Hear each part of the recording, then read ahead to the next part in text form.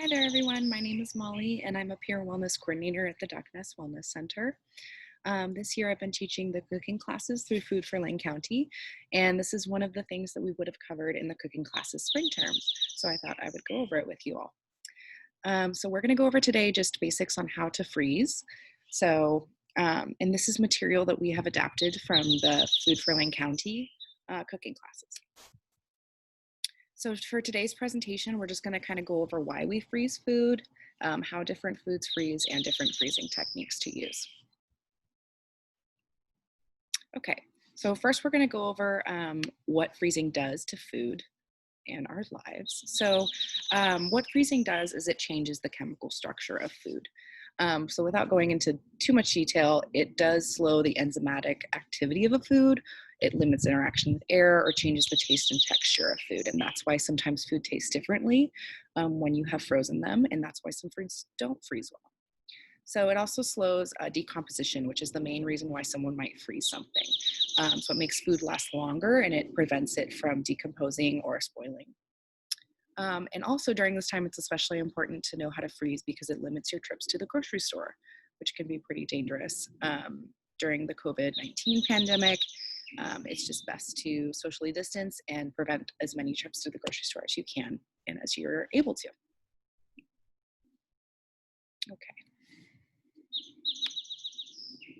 So now we're going to go over some foods that freeze well, foods that don't freeze well, and foods that freeze well with extra steps involved.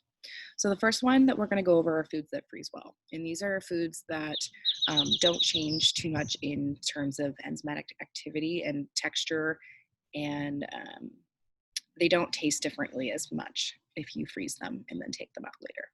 So some of these foods are shredded cheese, bread, meat, poultry, fish, cooked beans, dough, bread, pizza, cookie dough. Sometimes cooked rice, it does change the texture of the rice, so it depends how you like it. You could always try that. Butter and milk actually freezes pretty well, although it does change the taste, so it's best to cook with the milk that you have frozen. So just something to know with freezing is that you should always freeze foods in airtight bags or Tupperware. This just prevents any outside microorganisms or anything from entering the food. Foods that don't freeze well, I also put rice here because it does change the texture. So it could be that you like your rice the way it is after you freeze it or you don't. It's up to you really. Fried foods don't freeze well. Cooked pasta, cooked egg whites, anything egg really doesn't freeze well. Cucumbers, lettuce, sour cream, and many other like cream-based dairy products. So this could be a soup that's cream-based. It does change the texture and it does change the taste as well. So it could be depending on how you like your food.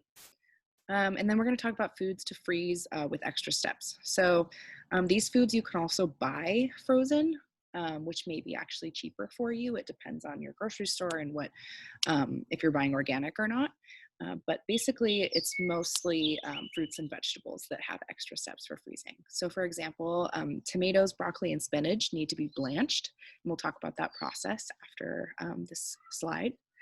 Citrus fruits need to be washed, peeled, divided into sections, seeds mostly removed, and you add syrup or water to the citrus fruits to prevent it from losing its moisture and getting freezer burn. Bananas are really good to freeze. You peel them first. They could be great in smoothies. Berries, same thing. Make sure you freeze them on a baking sheet first so they don't freeze in just like a big mass, and then put them in plastic bags or Tupperware containers. Carrots, again, wash and blanch. An avocado is a pretty complex one. You cut it in half, remove the pit, remove the meat, add lemon or lime juice, and then freeze on the baking sheet. So you may choose to get that fresh. Okay, so next,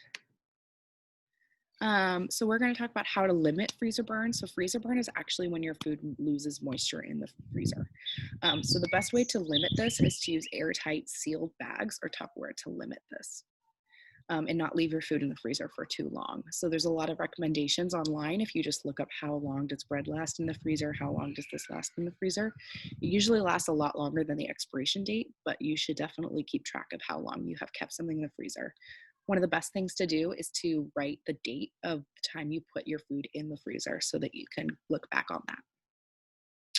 And then how to blanch your food.